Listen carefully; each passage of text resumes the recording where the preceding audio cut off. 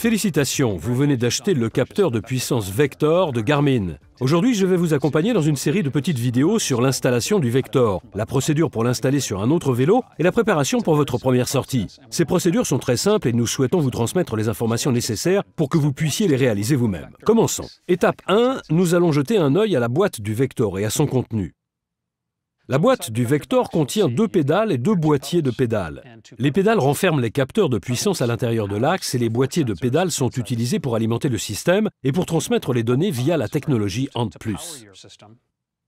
Les boîtiers de pédales accueillent également les piles. Il s'agit de piles 2032 remplaçables par l'utilisateur et chaque boîtier de pédales en contient un exemplaire.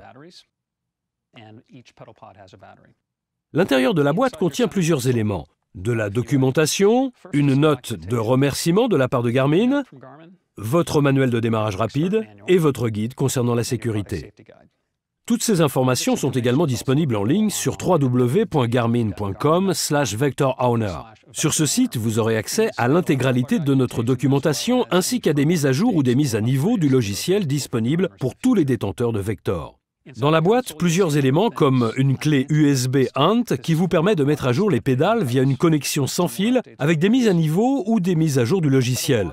Un jeu de rondelles essentiel pour installer correctement le Vector sur votre vélo. Nous en reparlerons plus tard au moment de l'installation. Enfin, les cales et le matériel qui les accompagnent. Vous disposez donc de vis, de rondelles et de cales. Le Vector est vendu avec des cales de 6 degrés de liberté angulaire. Des cales de 0 degré ou fixes sont également disponibles en tant qu'accessoire.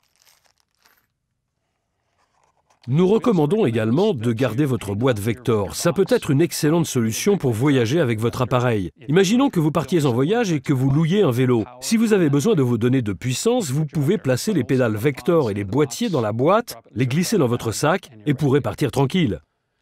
Pour installer le Vector, quelques outils suffisent. Une clé pédale, un modèle standard de 15 mm fera l'affaire, un jeu de clés Allen. Vous aurez besoin de clés de 3 mm et de 4 mm pour monter et ajuster vos cales, ou pour régler la tension des pédales.